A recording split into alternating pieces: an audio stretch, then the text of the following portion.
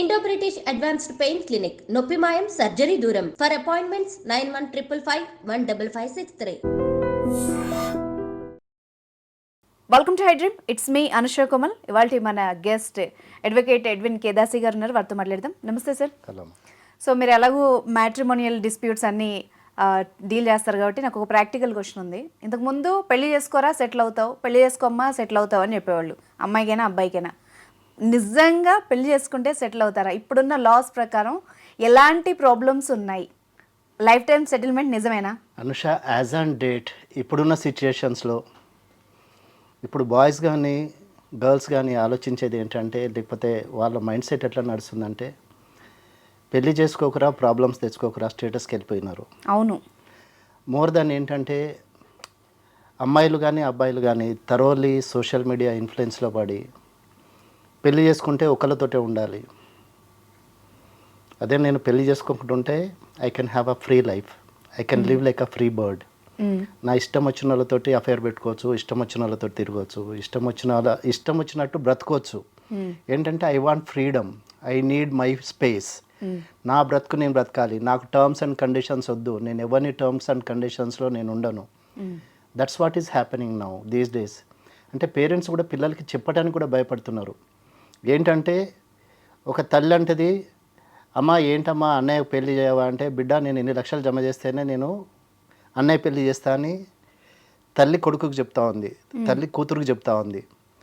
అదే అబ్బాయి ఏమంటున్నాడు, ఎందుకమ్మా నేను ఇట్లుండు, నీకు ఇష్టం లేదా, కేసులలో పట్టడానికి రెడీ ఉంటున్నావా, కేసులలో తిరగడానికి నీకు సంతోషంగా ఉందా అని ఇప్పటి ట్రెండ్ నడుస్తుంది అనుష. అమ్మాయిలు అదే ఆలోచిస్తున్నారు, అబ్బాయిలు అదే ఆలోచిస్తున్నారు. ఇంకా కొన్ని రోజులకి, అంటే ఈ జనరేషన్ లాస్ట్ జనరేషన్ ఏమో ఇంకా పెళ్ళిలో ఉండటమో లేకపోతే ఒక లాంగ్ లాస్టింగ్ రిలేషన్షిప్ కంటిన్యూ చేయడంలో this might be the last generation. ఇప్పుడు మీకే తెలుసు సార్, కోర్టు బయట ఎంతమంది ఉంటున్నారో. ఇంకేంటంటే ఇంకా కొన్ని రోజులకి ఇన్స్టిట్యూషన్ ఆఫ్ మ్యారేజ్ అనేది ఇంకా no more it will exist. ఆ live in and live out అంతే తప్ప ఇంకా ఇన్స్టిట్యూషన్ ఆఫ్ మ్యారేజ్ అనేది it has lost its charm. ఎందుకంటే because of the false cases by the boys or false cases by the girls and the happening social media influence ఇంకా ఎక్కువ ఉంది. ఏంటంటే పెళ్లి చేసుకోకపోతే రాత్రి 11ంటికి వచ్చి అడిగే వాళ్ళు ఉండరు. అదే అమ్మాయికైనా అబ్బాయికైనా ఎక్కడైనా తిరగవచ్చు, ఏ పబ్ కన్నా వెళ్ళొచ్చు, వీకెండ్ పార్టీస్ ఉంటాయి, ఆఫీస్ పార్టీస్ ఉంటాయి, ఫ్రీకింగ్ అవుట్, జల్సాగా బ్రతకొచ్చు అనేది ఒక లైఫ్ ట్రెండ్ అయిపోయింది అనుష. ఇప్పుడు ఏంటంటే ఎందుకు ఆ బాండేజ్లు ఎందుకు పడాలి, అవసరమా, ఎందుకు ఆ బాండేజ్, తినొచ్చు తాగొచ్చు ఎంజాయ్ చేయొచ్చు, this is what is life. ఎందుకు చిన్న లైఫ్, ఈ లైఫ్కి ఈ మ్యారేజ్ అనే marriage itself is a big commitment and big understanding and big acceptance. కానీ ఇప్పుడు జనరేషన్ దాన్ని ఇష్యూ లాగా చూస్తున్నారు కదా సార్. అదే ఇష్యూ లాగా చూస్తున్నారు. ఏంటంటే why should I get into all that bondage, నేను ఎందుకు, ఇది ఒక స్లేవరీ లాగా అయిపోయింది, అవసరమా ఇన్స్టిట్యూషన్ ఆఫ్ మ్యారేజ్ ఎందుకు, నాకు లివ్ ఇన్ రిలేషన్షిప్కి దొరుకుతున్నారు, లివ్ ఇన్ రిలేషన్షిప్లో నడుస్తుంది, అన్నీ జరిగిపోతున్నాయి, ఎక్సెప్ట్ పిల్లలు అందరు ఉన్నారు దాంట్లో, లివ్ ఇన్ కలిసి ఉంటున్నారు.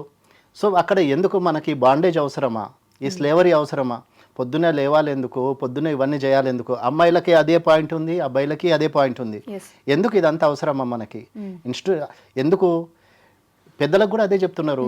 నేను హ్యాపీగా ఉన్నా కదా, నేను హ్యాపీగా ఉండటం కదా మీకు కావాల్సింది. ఇప్పుడు మ్యారేజ్ చేసుకొని ఎవరు సంతోషంగా ఉన్నాడు లేకపోతే ఎవరు సంతోషంగా ఉన్నారు అనే స్టేటస్కి వచ్చేస్తున్నారు, స్టేట్ ఆఫ్ మైండ్. సో ఎందుకు అనే క్వశ్చన్ స్టార్ట్ అయింది ఇక్కడ.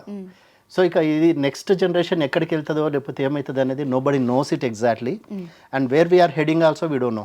సో ఫ్యాక్ట్ అడుగుతాను నేను, అంటే జనరల్ ఆడియన్స్కి ఉండే క్వశ్చన్, పెళ్లి చేసుకోవడం వల్ల ఒక అమ్మాయికైనా అబ్బాయికైనా లీగల్గా ఎలాంటి రైట్స్ ఉంటాయి, పెళ్లి చేసుకోకుండా ఇదే బంధంలో ఉంటే వాళ్ళకి ఎలాంటి రైట్స్ ఉంటాయి, అంటే జస్ట్ వైస్ వర్సెస్ అంటాం కదా, ఆ రెండు రిలేషన్షిప్స్కి ఏముంటాయి చెప్పండి ఒకసారి. అనుష, పెళ్లి చేసుకుంటే ఏంటంటే అమ్మాయి she can have legally children. అదే లివ్ ఇన్ రిలేషన్షిప్లో కానీ లేకపోతే ఎక్స్ట్రా మ్యారిటల్ అఫైర్స్లో యూ కెనాట్ హ్యావ్ చిల్డ్రన్. ఒకవేళ చిల్డ్రన్ ఉన్నా కూడా ఏంటంటే వాళ్ళకు లీగల్ స్టేటస్ ఇవ్వాలంటే దానికి లీగల్ రైట్స్ వస్తాయి పిల్లలకి ఫాదర్ నుంచి. కానీ ఒక అవుట్ ఆఫ్ మ్యారేజ్లో పుట్టినారు అనేది ఒక స్టిగ్మా అనేది that will remain on the children. Then అమ్మాయిలకి ఏమంటే, నాకు ఒక భర్త ఉన్నాడు, సోషల్ స్టేటస్, నాకు ఒక భార్య ఉంది, it applies to both the people, not only. ఇప్పుడు భార్య భర్తలకు it's a bond between the wife and husband. ఆ బాండ్లో ఉండే ఆ మెచ్యూరిటీ లేకపోతే ఆ సోలెస్నెస్ కానీ లేకపోతే ఆ హ్యాపీనెస్ కానీ లివ్ ఇన్ రిలేషన్షిప్లో రాదు. ఏంటంటే it's a committed relationship. Marriage itself is a committed relationship. ఆ రిలేషన్షిప్లో ఉన్నప్పుడు ఏంటంటే they will understand each other, they live with each other. In a marriage there are 3 things: recreation, cohabitation, recreation and procreation. కలిసి జీవించటము, కలిసి ఆనందించటము, పిల్లలను కనటము, అంటే నీ జనరేషన్ని పెంచటము, లేకపోతే సంతానోత్పత్తి చేయటము. అదే ఇప్పుడు జంతువులు ఏం చేస్తాయి, పిల్లల్ని కానీ విడిచిపెట్టేస్తాయి, అవి వెళ్ళిపోతాయి. కానీ హ్యూమన్ బీయింగ్స్ అట్లా కాదు. We have a thinking capacity, we can think and we can decide and we can do. మనకి ఇంత ఉంది కాబట్టే ఒక social bond, it's a social commitment. Society accept చేస్తుంది. ఏది, when you are in a relationship with in a మ్యారేజ్లో ఒక రిలేషన్షిప్లో ఉన్నప్పుడు సొసైటీ దాన్ని యాక్సెప్ట్ చేస్తుంది, నీ పిల్లల్ని యాక్సెప్ట్ చేస్తుంది, నీకు సోషల్ స్టేటస్, సోషల్ సెక్యూరిటీ అనేది వస్తుంది. కానీ అదే లివ్ ఇన్ రిలేషన్షిప్లో, లివ్ అవుట్ రిలేషన్షిప్లో అట్లేముండదు. దానికి ఏంటంటే సొసైటల్ యాక్సెప్టెన్స్ అనేది లేదు ఇంకా మన దగ్గర. ఇది ఏంటంటే ఇప్పుడు ఈ ఫాస్ట్ ట్రెండింగ్ కల్చర్లో లేకపోతే ఈ హైటెక్ కల్చర్లో మీరు అన్న పాయింట్స్ అన్నీ ఓకే సార్, బట్ అయినా కూడా మరి డివోర్స్ లైన్ ఎందుకు పెరుగుతోంది కోర్టుల బయట? అంటే అడ్జస్ట్మెంటల్ ప్రాబ్లమ్స్ అనుష. ఇవి ఏంటంటే two much of interference of the parents. Okay. ఏంటంటే ఇంటర్నెట్లో నీకు ప్రతి ఒక్కటి ఫోన్లో నీకు అన్నీ కనపడుతూనే ఉంది.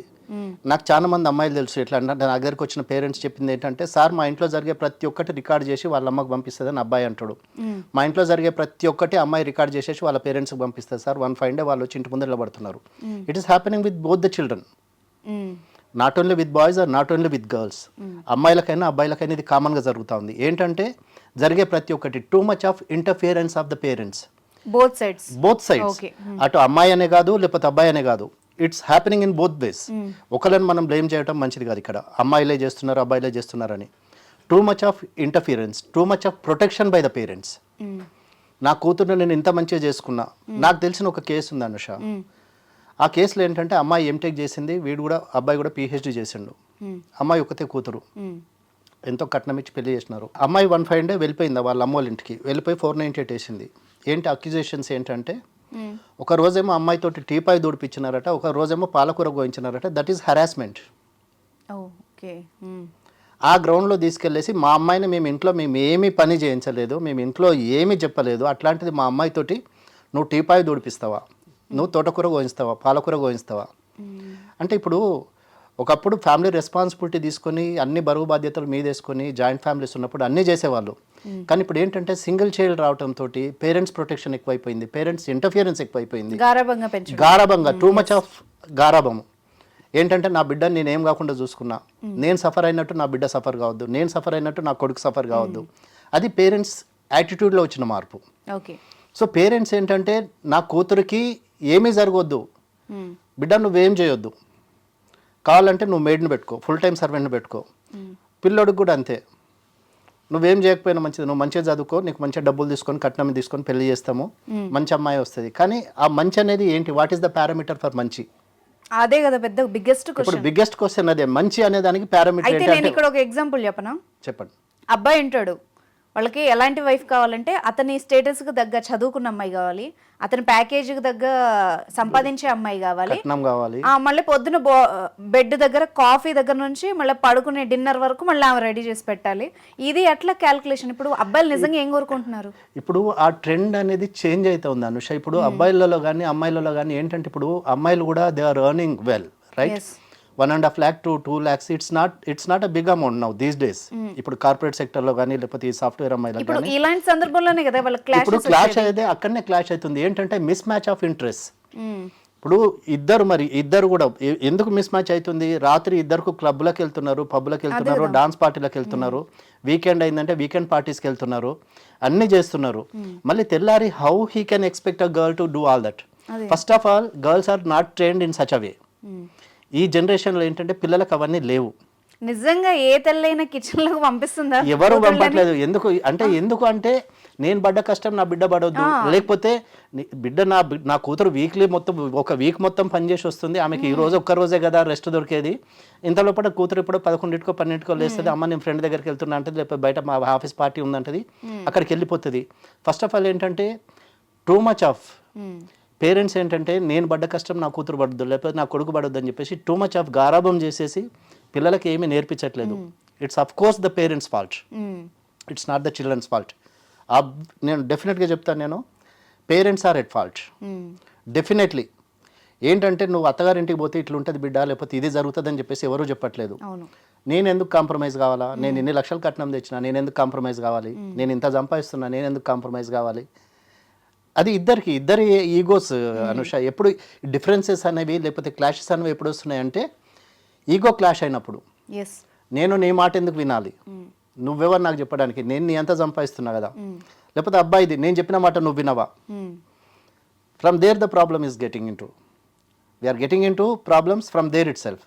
ఎందుకు నువ్వు చెప్పిన మాట నేను ఎందుకు వినాలి, నా మాట నువ్వెందుకు వినాలి, లేకపోతే నేను చెప్తే నువ్వు వినవా, లేకపోతే నీ మాట నేను ఎందుకు కేర్ చేయాలి.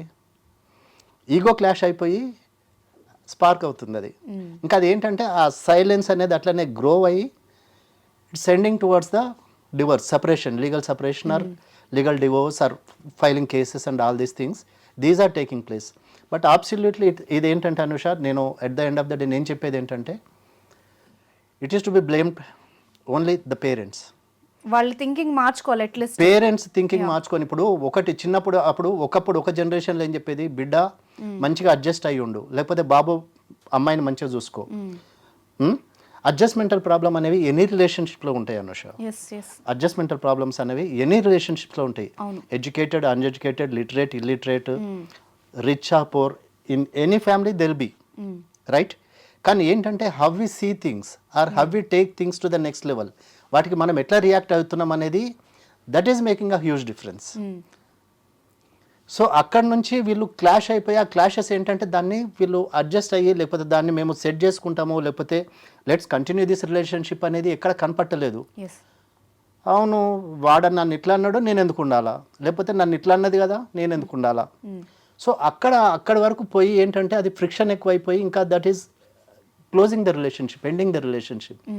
So which is very pathetic, and I think ఇంకా in future, in the long run, we may not see any more marriages or we may not see any more living together. Exactly. But ఇప్పుడు మీరు చెప్పిన changes ఏమన్నా mind sets change చేసుకుంటే maybe survive అవ్వచ్చు marriage అంటే parents అనేది parents దగ్గరనే ఉంటుంది అనుష. ఇప్పుడు చిన్నప్పటి నుంచి ఒక చైల్డ్కి, ఇప్పుడు నాకు తెలిసిన ఒక కపుల్ ఉంది, ఇద్దరు very very well qualified people and well earning people.